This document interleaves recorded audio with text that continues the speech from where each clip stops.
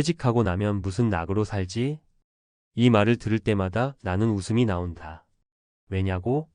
나는 지금 퇴직한 지 4년 차, 무직이라는 꼬리표를 달고 있지만 오히려 지금이 인생에서 가장 여유롭고 행복한 시기이기 때문이다.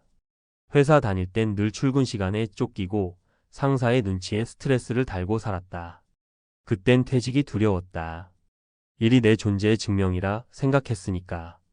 그런데 막상 퇴직하고 나니 깨달았다. 일은 삶의 수단일 뿐 삶의 목적은 아니었다는 걸. 여기서 중요한 건 퇴직 후 무직이라도 행복할 수 있다는 사실이다. 단 몇 가지 조건만 갖춘다면 말이다. 지금부터 내가 4년 동안 겪으며 느낀 진짜 퇴직 후 삶의 기술을 이야기해 보려 한다.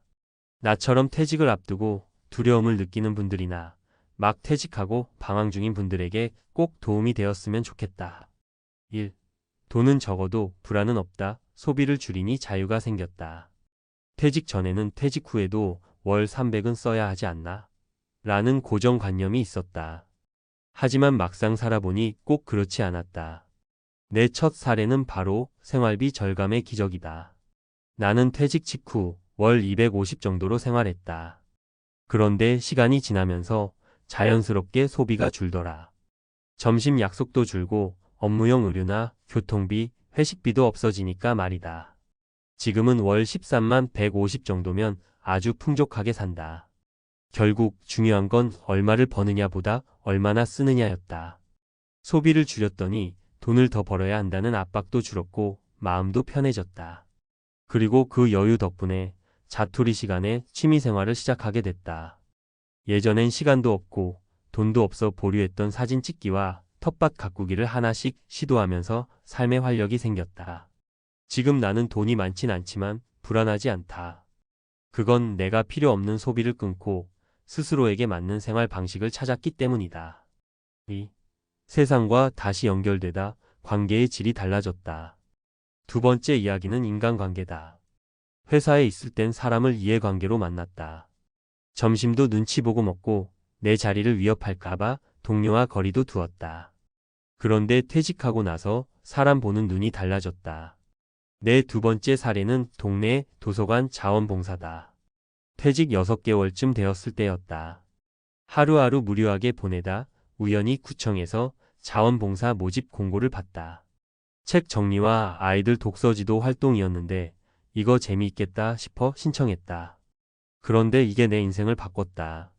내가 무언가를 받기 위해서가 아니라 순수하게 나누는 관계를 처음 경험한 것이다.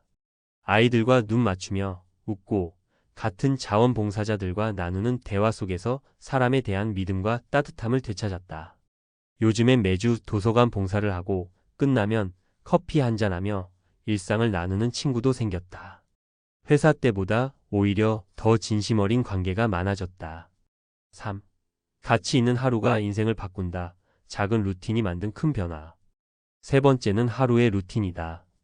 퇴직 후 한동안은 정말 시간을 어떻게 써야 할지 몰랐다. 자고 밥 먹고 멍하게 TV 보다 하루가 끝났다. 그런 날이 반복되면 의욕도 자존감도 떨어진다. 내가 쓸모없는 존재가 된 건 아닐까? 라는 생각도 들더라. 여기서 내가 구한 해답은 하루 3가지 루틴 만들기였다. 아침 걷기 30분, 일기쓰기 또는 책 10페이지 읽기. 오후의 일시간은 나만의 시간 영상 편집, 유튜브 시청, 텃밭 가꾸기 등. 이렇게 하루를 짜고 나니 삶의 질서가 생겼다. 특히 아침 걷기는 정말 효과가 컸다. 햇빛을 받으며 걸으니 기분도 좋아지고 수면의 질도 올라갔다. 하루를 여는 리듬이 생기니 나태함도 줄었다. 나중엔 그 일상들을 기록하면서 블로그도 시작했다.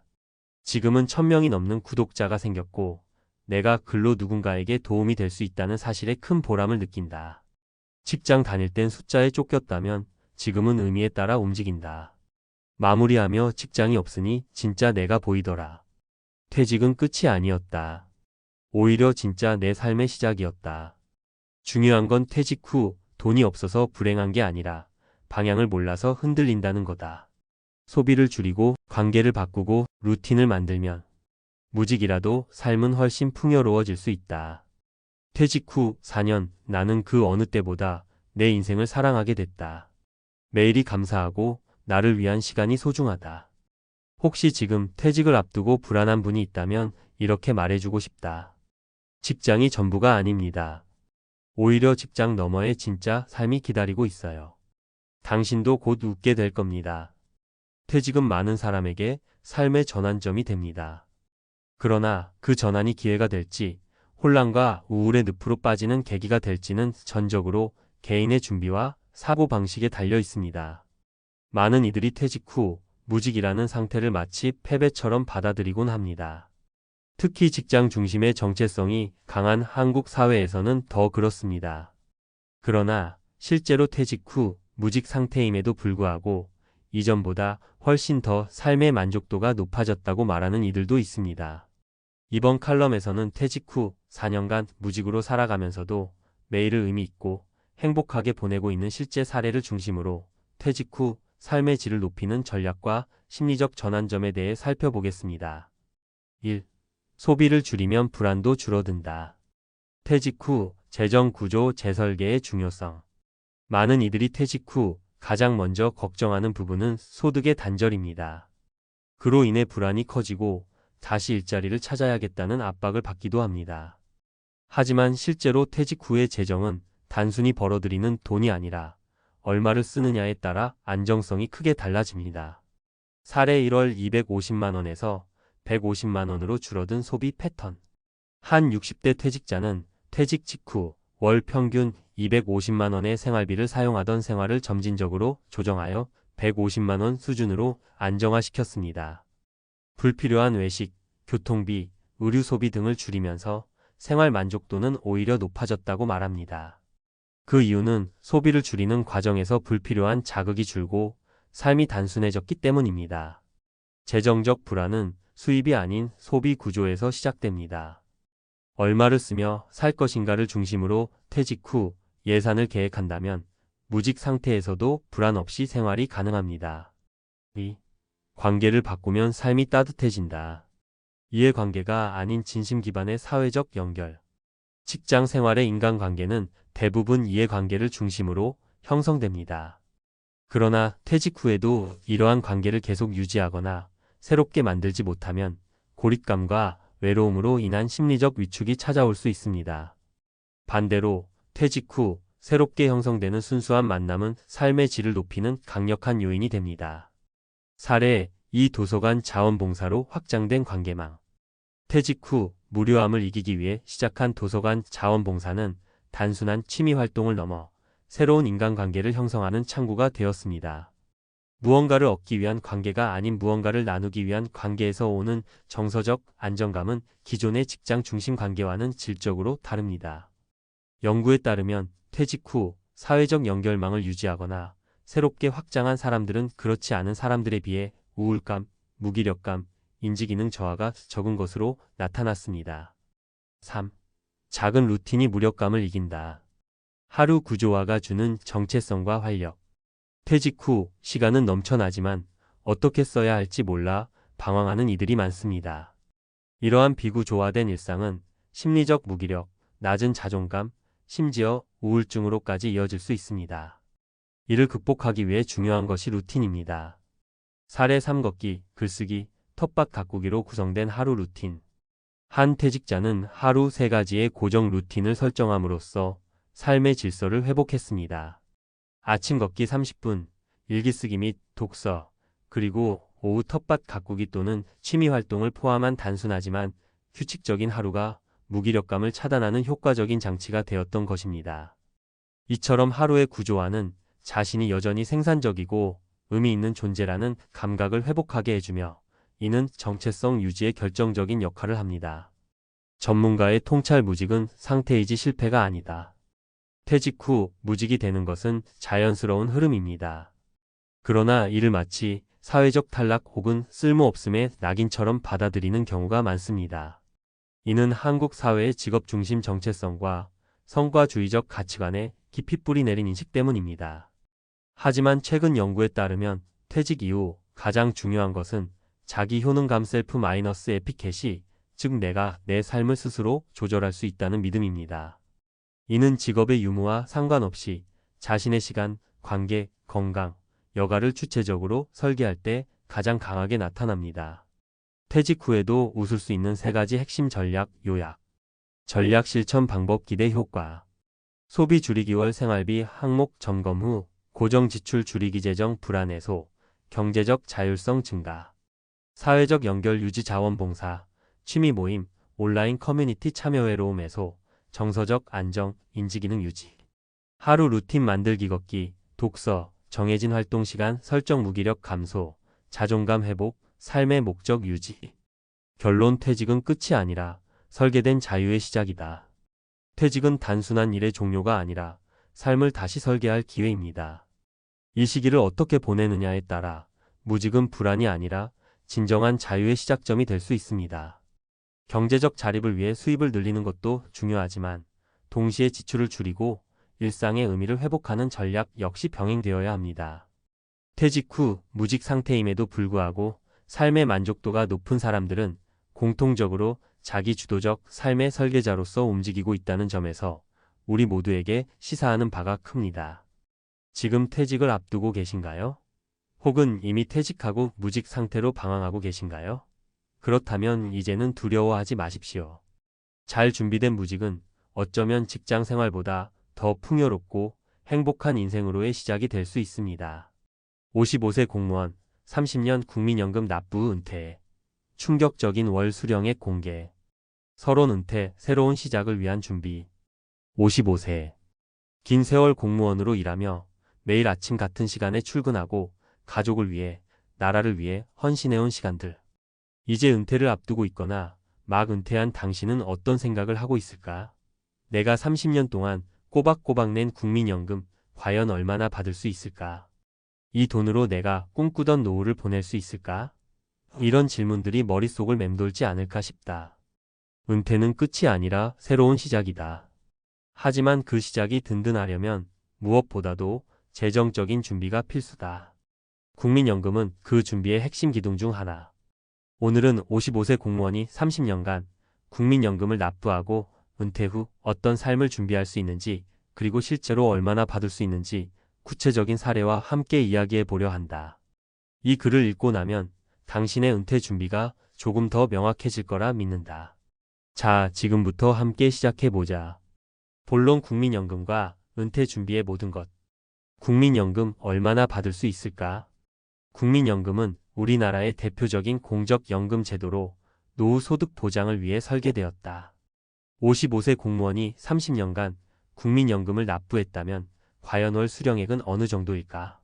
국민연금 수령액은 가입기간, 납부한 보험료 기준소득월액, 그리고 소득 대체율에 따라 결정된다. 2025년 기준으로 국민연금의 소득 대체율은 약 41.5% 수준이며 2028년까지 점차 40%로 낮아질 예정이다.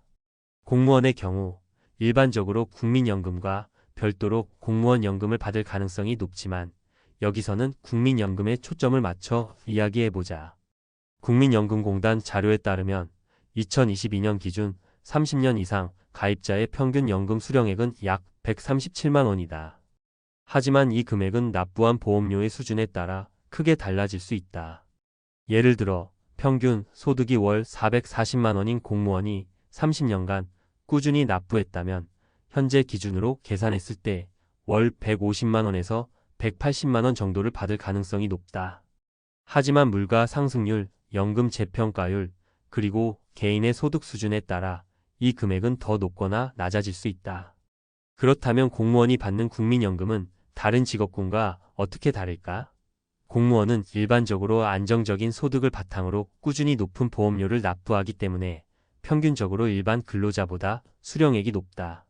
하지만 공무원연금과 국민연금을 동시에 받는 경우 소득 재분배나 지급 정지 규정에 따라 일부 감액될 가능성도 있다. 이 점은 은퇴 준비 과정에서 반드시 확인해야 할 부분이다. 은퇴 준비 무엇부터 시작해야 할까? 은퇴는 단순히 일을 그만두는 것 이상의 의미를 가진다. 새로운 삶의 단계로 나아가기 위한 준비 과정이 필요하다. 국민연금은 노후 생활비의 중요한 부분을 책임지지만 그것만으로 모든 것을 해결할 수는 없다. 국민연금연구원의 조사에 따르면 2021년 기준 1인 가구의 최소 생활비는 약 124만 원, 적정 생활비는 약 177만 원이다. 부부 기준으로는 각각 198만 원과 277만 원 수준이다. 즉, 국민연금만으로는 적정 생활비를 충당하기 어려울 수 있다. 은퇴 준비를 위해 다음 세 가지를 꼭 점검해보자. 재무 계획 세우기. 국민연금 외에 퇴직연금, 개인연금, 저축, 투자 등 추가적인 소득원을 확보해야 한다. 특히 공무원의 경우 퇴직연금을 연금 형태로 받을지 일시금으로 받을지 선택할 수 있는데, 최근 고금리 상황에서는 일시금을 선택해 대출 상환이나 재투자에 활용하는 사례도 늘고 있다. 생활비 설계. 은퇴 후 어떤 삶을 살고 싶은지 구체적으로 그려보자. 여행을 다니고 싶다면 추가 비용이 필요할 것이고, 시골에서 조용히 지내고 싶다면 주거비가 줄어들 수 있다. 현재 지출 항목을 점검하고 은퇴 후 변화할 조건을 적용해 예상 생활비를 산출해보자. 건강관리 계획. 나이 들수록 의료비 지출이 늘어난다. 국민연금 수급자의 건강 상태는 공무원 연금 수급자보다 상대적으로 열악하다는 조사 결과도 있다. 건강보험, 민간의료보험, 그리고 정기적인 건강검진을 통해 미래를 대비하자. 국민연금 수령액 늘리는 꿀팁. 국민연금 수령액을 최대한 늘리려면 몇 가지 전략을 활용할 수 있다. 연기연금 제도. 활용연금 수령 시기를 늦추면 연금액이 가산된다. 예를 들어 5년 연기하면 약 30% 이상 수령액이 늘어날 수 있다. 제주에 사는 한 부부는 연기연금 제도를 적극 활용해 월 542만 원이라는 역대급 수령액을 기록했다. 추납제도. 과거 납부하지 않은 기간이 있다면 현재 보험료 수준으로 추가 납부에 가입 기간을 늘릴 수 있다.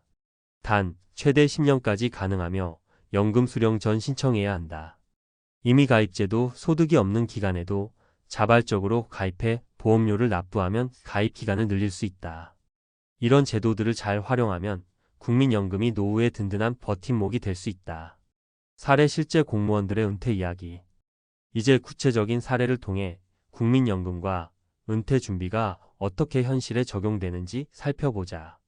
3명의 가상 공무원의 이야기를 통해 공감과 설득력을 더해보겠다. 사례 1. 김영수 씨 55세, 30년차 행정직 공무원.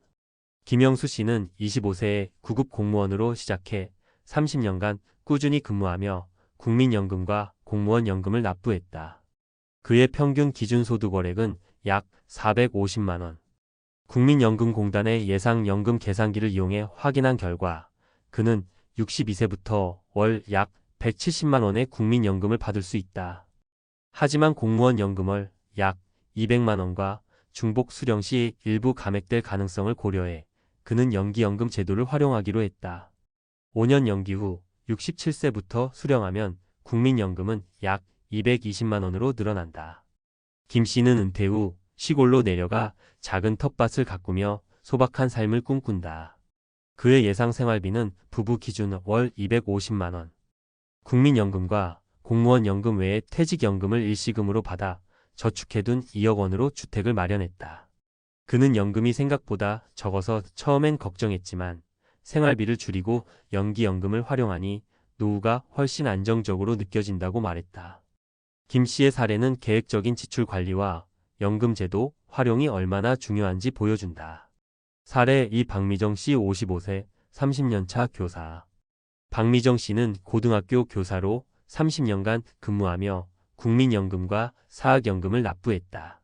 그녀의 평균 소득은 월 500만 원 수준으로 국민연금 예상 수령액은 62세 기준 월 180만 원이다. 하지만 그녀는 은퇴 후에도 강사 일을 하며 소득을 유지할 계획이다. 이 경우 국민연금은 소득이 국민연금의 억압 2025년 기준 약 308만 원을 초과하면 최대 50%까지 감액될 수 있다. 이를 알고 박 씨는 연금 수령을 65세로 연기하고 그 사이 개인연금을 추가로 가입했다. 박 씨의 꿈은 은퇴 후 세계 여행이다. 그녀는 교사로 일하며 바쁜 삶을 살았지만 은퇴 후엔 나를 위한 시간을 갖고 싶다며 국민연금과 사학연금, 개인연금을 합치면 월 400만 원 정도는 확보할 수 있을 것 같다고 말했다. 박 씨는 은퇴 전 재무 상담을 받아 생활비와 여행 경비를 구체적으로 설계했다. 그녀의 사례는 은퇴 후에도 적극적인 삶을 꿈꾸는 이들에게 영감을 준다. 사례 3. 이철호 씨 55세 30년차 지방 공무원. 이철호 씨는 지방 공무원으로 30년 근무하며 평균 소득 400만 원 수준으로 국민연금을 납부했다. 그의 예상 국민연금 수령액은 62세 기준 월 150만 원.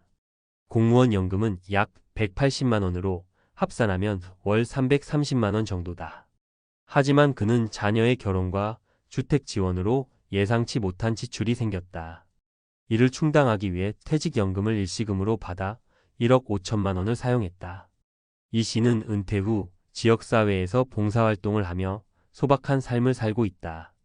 그는 자녀 문제로 연금만으론 부족했지만 일시금을 활용해 부담을 줄였다며 앞으론 건강관리와 소소한 취미생활에 집중하고 싶다고 말했다. 이 씨의 사례는 가족 중심의 한국 사회에서 은퇴 후 예상치 못한 지출에 대비해야 함을 보여준다. 은퇴 후 삶 어떻게 꾸려갈까? 은퇴 후 삶은 단순히 돈만이 아니다. 심리적, 사회적 준비도 중요하다. 공무원으로 30년간 규칙적인 삶을 살았다면 갑작스러운 자유는 오히려 허탈감을 줄 수 있다. 따라서 은퇴 전부터 취미, 봉사활동, 새로운 배움 등 자신만의 목표를 세우는 것이 좋다. 예를 들어 김영수 씨는 텃밭 가꾸기로 자연과 교감하며 스트레스를 해소하고 박미정 씨는 여행을 통해 새로운 경험을 쌓는다. 이철호 씨는 봉사활동으로 지역사회에 기여하며 보람을 느낀다. 또한 은퇴 후 소득 공백 기간을 대비해야 한다. 국민연금은 보통 62세부터 수령 가능하지만 공무원의 경우 퇴직 시점이 더 이를 수 있다. 이 기간을 메우기 위해 퇴직연금이나 개인연금을 활용하거나 단기 아르바이트를 고려할 수도 있다. 국민연금의 한계와 보완책. 국민연금은 노후의 든든한 기둥이지만 한계도 분명하다. 첫째, 소득 대체율이 점차 낮아지고 있어 미래 세대의 수령액은 더 줄어들 가능성이 크다. 둘째, 물가 상승과 평균 수명 증가로 인해 연금만으로 30년 이상의 노후를 감당하기 어렵다. 이를 보완하기 위해 다음과 같은 방법을 추천한다. 퇴직연금 활용. 공무원의 퇴직연금은 연금 형태로 받으면 세제 혜택이 크지만 일시금으로 받아 재투자하거나 긴급 자금으로 사용할 수도 있다. 개인연금 가입. 45세부터 수령 가능한 일반 연금보험이나 연금저축을 통해 추가 소득을 확보하자. 부동산 및 투자 주거 안정성을 위해 부동산을 마련하거나 안정적인 배당주 투자로 소득을 보완할 수 있다. 결론. 당신의 은퇴 지금부터 준비하자. 55세 공무원이 30년간 국민연금을 납부한 결과 월 150만 원에서 220만 원 정도를 받을 수 있다. 하지만 이 금액만으로는 꿈꾸던 노후를 보장하기 어렵다. 김영수, 박미정, 이철호 씨의 사례처럼 국민연금은 노후의 일부일 뿐이다. 퇴직연금, 개인연금, 저축, 그리고 생활비 설계가 함께 어우러져야 안정적인 은퇴 생활이 가능하다. 은퇴는 끝이 아니라 새로운 시작이다. 지금부터 재무 계획을 세우고 건강을 챙기고 하고 싶은 일을 리스트업 해보자. 국민연금은 당신의 노후를 지탱하는 든든한 기둥이 될 것이다. 하지만 그 기둥을 더 단단히 하기 위해 오늘부터 한 걸음씩 준비를 시작해보는 건 어떨까? 당신의 은퇴 후 삶이 기대된다. 퇴직 후 매일 공원만 걷는다. 내 인생이 이렇게 허무할 줄이야. 서론. 퇴직 후 나만 이렇게 되는 건가요? 하루에 한두 시간씩은 걸어야 건강에 좋다더니 퇴직하고 나선 걸을 수밖에 없더라고요. 뭐 딱히 할 것도 없고 사람 만날 일도 없고. 그런데 매일 같은 시간, 같은 길, 같은 풍경을 걷고 있는데 문득 이런 생각이 들더라고요. 내가 이러려고 평생을 일해왔나? 누구보다 열심히 살았어요. 남 부럽지 않게 가정도 지켰고 사회적으로도 체면 유지하며 잘 살아왔다고 생각했죠. 그런데 은퇴하고 나니 허전함이 쏟아졌어요. 처음엔 좀 쉬고 싶었지만 그건 딱 한 달이더군요. 그 뒤부터는 난 이제 뭐하지? 라는 질문이 매일 따라 붙어요. 사실 이건 남 얘기가 아니라 우리 모두의 이야기입니다. 은퇴 후 공허함, 무기력, 외로움. 은근히 많은 사람들이 겪는데 말도 못하고 혼자 끙끙 앓아요. 오늘은 이 이야기를 함께 나눠보려고 해요. 은퇴가 이렇게 허무할 줄 몰랐다면? 지금이라도 늦지 않았습니다. 많은 분들이 은퇴 준비라 하면 돈만 생각해요. 물론 중요하죠. 하지만 정말 중요한 건 삶의 목적이에요. 왜 아침에 일어나야 하지? 내가 오늘 할 일이 있을까? 이 질문에 답하지 못하면 아무리 돈이 많아도 결국 마음은 허전합니다. 특히 60대에 접어들면 체력은 떨어지고 사회적 역할도 줄어드니 더 심하게 느껴져요. 그러니 돈, 건강만큼 중요한 게 바로 삶의 방향입니다. 사례 1. 대기업 퇴직 후 6개월 매일 아침 공원만 걸어요. 박 팀장님 62세는 35년간 대기업에서 일하다 퇴직하셨습니다. 퇴직식 땐 동료들도 모여서 박수치고 기념패도 받고 감동적인 날이었죠. 하지만 6개월 뒤 박 팀장님은 매일 아침 공원에 나가 1시간씩 걷고는 하루 종일 TV만 보세요. 나는 이제 쓸모없는 사람 같아. 아내도 바쁘고 애들도 나랑은 대화가 없고. 문제는 일이 없어진 게 아니라 자신의 역할이 사라졌다는 상실감이에요. 누가 날 필요로 하지 않는다는 감정이 박 팀장님을 무너뜨린 겁니다. 해결의 실마리. 그때 박 팀장님이 선택한 건 지역 커뮤니티 센터의 청년 멘토링 프로그램 참여였어요. 처음엔 어색했지만 젊은 친구들이 내 이야기를 진지하게 들어주는구나라는 경험이 큰 위로가 됐다고 해요. 그리고 지금은 주 2회 봉사도 하고 아침마다 이유 있는 산책을 하세요. 사례 2. 퇴직 후 부부 갈등까지 너무 가까워진 거리감. 김 여사 60세는 30년 가까이 간호사로 일했어요. 퇴직 후 이제 남편이랑 여행도 다니고 여유롭게 살자고 기대했죠. 그런데 현실은 달랐어요. 하루 종일 집에 있으니 서로의 단점만 더 눈에 들어오는 거예요.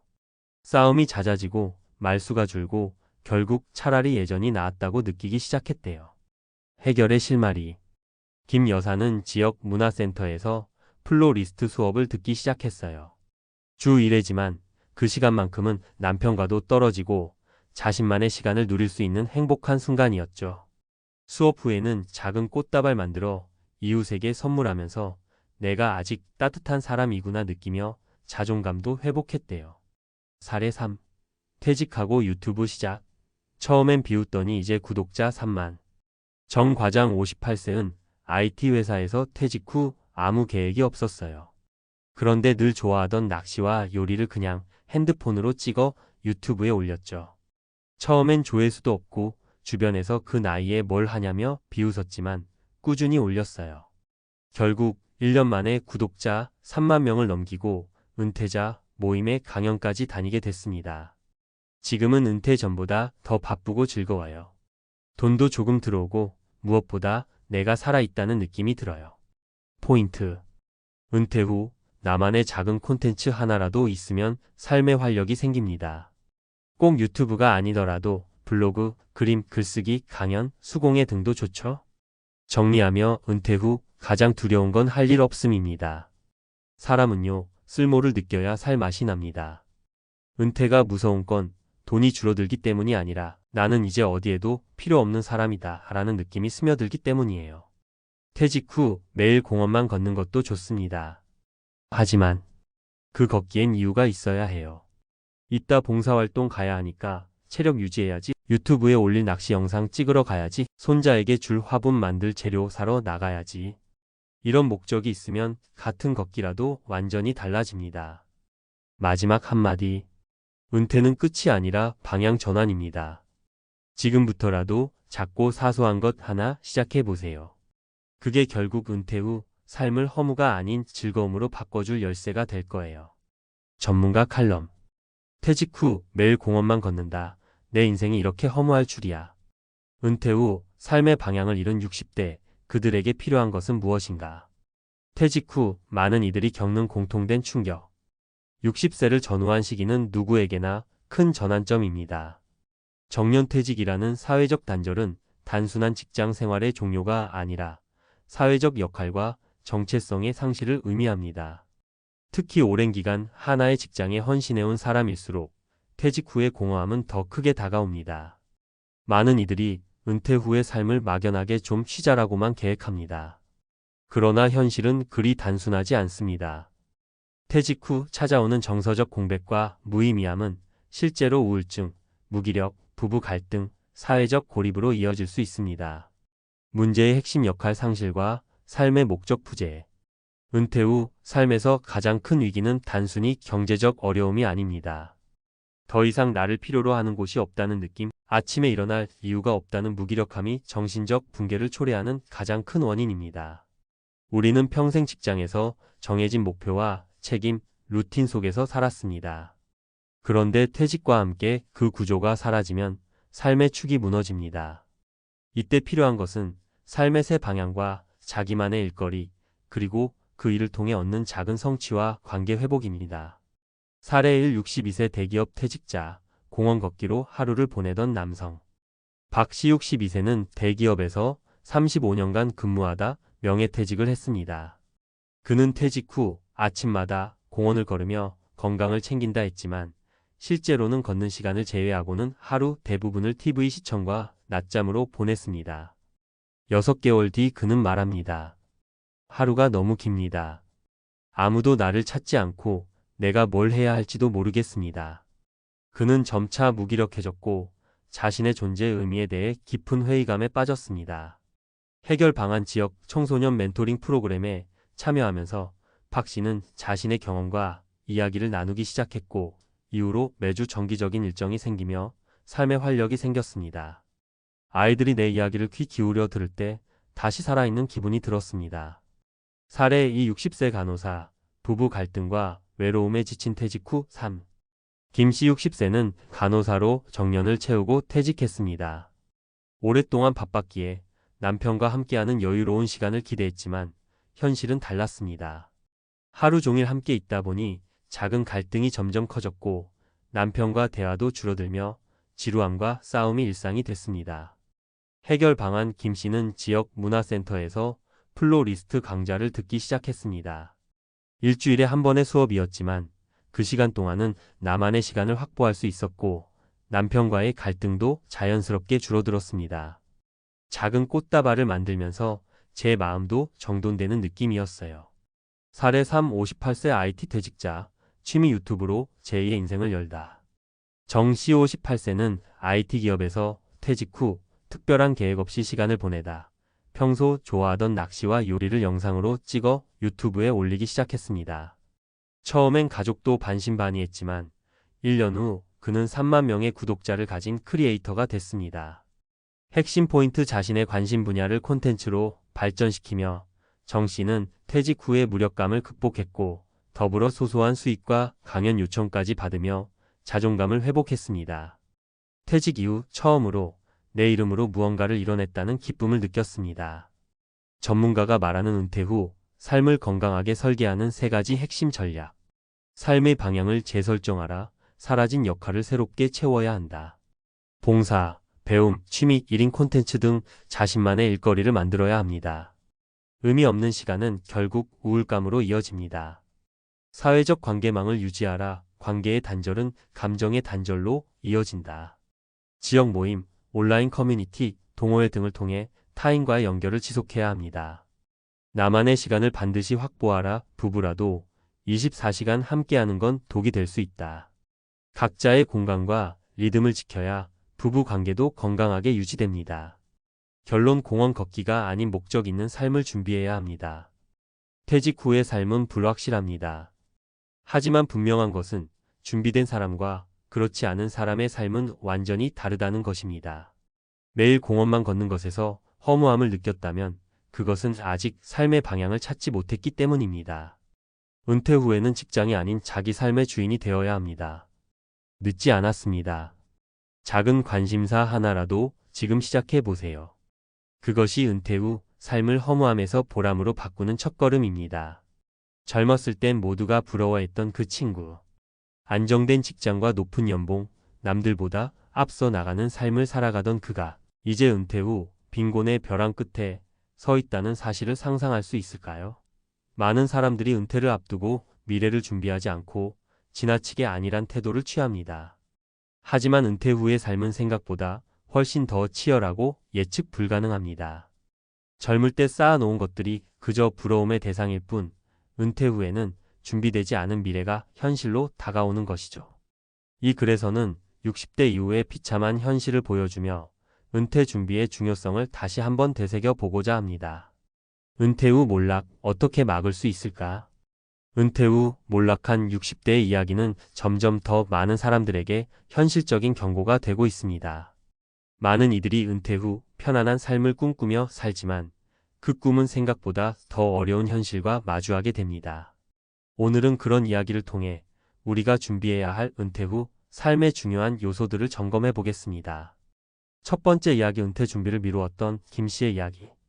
김 씨는 60년 대생으로 회사에서 30년을 일한 후 안정적인 퇴직을 맞이했습니다. 그는 항상 퇴직 후 여행을 다니며 여유로운 삶을 즐기겠다고 생각했죠. 그런데 은퇴 후 몇 년이 지나자 그의 상황은 생각보다 심각해졌습니다. 퇴직 후 첫 해는 그럭저럭 지냈지만 시간이 흐를수록 지출은 예상보다 빠르게 늘어났습니다. 특히 건강 문제가 발생하면서 병원비와 약값이 크게 부담이 되었고 은퇴 전 예상했던 여행 비용은 물론 생활비조차 쪼들리기 시작했습니다. 김 씨는 퇴직금과 일부 자산을 팔아 생활했지만 결국 그마저도 고갈되었고 결국 재취업을 시도했지만 60대의 나이에 구직은 쉽지 않았습니다. 김 씨처럼 은퇴 후 예상보다 경제적 어려움이 올 수 있다는 사실을 간과한 많은 사람들이 있습니다. 특히 건강 문제나 예기치 못한 사고로 지출이 급증하면 은퇴 자금이 더 빨리 소진될 수 있다는 사실을 명심해야 합니다. 김 씨가 은퇴 준비를 좀 더 철저히 했더라면 그 상황은 달라졌을지도 모릅니다. 두 번째 이야기, 정년퇴직 후 재취업 실패한 박 씨의 이야기. 박 씨는 대기업에서 35년을 근무한 후 은퇴를 맞았습니다. 그는 평생을 회사에 바쳤기 때문에 은퇴 후에 더 이상 일하지 않아도 된다고 생각했습니다. 그래서 은퇴 후 계획은 거의 세우지 않았습니다. 그는 그동안 열심히 일했으니 이제는 편하게 쉬어야 한다는 생각으로 은퇴 후 여유로운 시간을 보내려 했죠. 하지만 시간이 지나면서 그는 심각한 문제를 직면하게 됩니다. 은퇴 후 1년 동안은 충분히 여유를 즐기며 시간을 보냈지만 그 뒤로는 점차 경제적인 어려움이 찾아왔습니다. 자신의 연금만으로는 생활비가 충분하지 않게 되자 박 씨는 재취업을 결심했지만 60대에 접어든 나이에 적합한 일자리를 찾기는 매우 어려웠습니다. 그가 선택할 수 있는 일자리는 대개 임시직이나 저임금의 노동 집약적인 일들 뿐이었죠. 박 씨는 결국 생활비를 충당하기 위해 가족에게 손을 벌리게 되었습니다. 이 사례는 재취업이라는 현실적인 문제를 잘 보여줍니다. 60대에 들어서면서 구직이 얼마나 어려운지, 특히 은퇴 준비가 부족했다면 그 난이도는 더욱 심각해진다는 점을 여실히 보여줍니다. 정년퇴직 후에도 계속해서 경제적 자립을 유지하려면 은퇴 전에 철저한 준비가 필수적입니다. 세 번째 이야기, 은퇴 후 자산 관리 실패한 이 씨의 이야기. 이 씨는 퇴직 후 예전처럼 자산을 관리하지 않아 큰 어려움을 겪은 사람입니다. 50대 중반부터 자산 관리와 투자에 관심을 가지고 있었지만 자산 관리에 대한 지식이 부족했기에 전문적인 상담을 받지 않고 단기적인 투자에만 집중했습니다. 퇴직금이 들어오자 그는 그 돈을 주식에 투자했으나 시장 변동성에 의해 큰 손실을 봤습니다. 은퇴 후 이 씨는 자산의 대부분을 주식과 부동산에 묶어두었고 그 결과 금융위기나 시장 불안정기에 큰 타격을 받았습니다. 결국 이 씨는 은퇴 후 자산이 급격히 줄어들면서 생활에 큰 어려움을 겪었고 대출을 받거나 가족의 도움을 받아야 했습니다. 은퇴 후 자산 관리는 특히 중요한데 안정적인 투자와 분산을 고려하지 않은 채 지나친 위험을 감수한 결과였습니다. 이 씨가 은퇴 전에 자산을 안전하게 분배하고 위험 관리 전략을 세웠다면 훨씬 더 나은 은퇴 후 삶을 살 수 있었을 것입니다. 은퇴 준비가 중요한 이유. 이 세 가지 사례는 모두 공통된 교훈을 담고 있습니다. 첫째, 은퇴 후에는 건강 문제나 예기치 못한 지출이 발생할 수 있다는 점을 고려해야 합니다. 둘째, 재취업은 60대에 접어들면서 매우 어려워진다는 사실을 받아들여야 합니다. 셋째, 자산 관리가 제대로 되지 않으면 은퇴 후 생활에 심각한 영향을 미친다는 것을 인식해야 합니다. 이 모든 것은 은퇴 전 충분한 준비와 계획이 필요하다는 사실을 알려줍니다. 물론 은퇴 후에도 여전히 행복하고 풍요로운 삶을 살 수 있습니다. 중요한 것은 미리 준비하고 예상하지 못한 상황에 대비하는 것입니다. 은퇴 후에도 경제적 자립을 유지하려면 지금부터라도 차근차근 준비하는 것이 필요합니다. 첫 번째, 재정 계획을 세워라. 자신의 은퇴 자금과 자산을 명확히 파악하고 이를 바탕으로 장기적인 계획을 세워야 합니다. 장기적인 투자와 자산 분배, 위험 관리 등을 고려한 재정 계획이 중요합니다. 두 번째, 건강을 관리하라. 건강이 가장 중요한 자산이라는 점을 인식하고 건강한 라이프 스타일을 유지해야 합니다. 은퇴 후 예상치 못한 의료비가 들어오지 않도록 미리 대비하는 것이 필요합니다.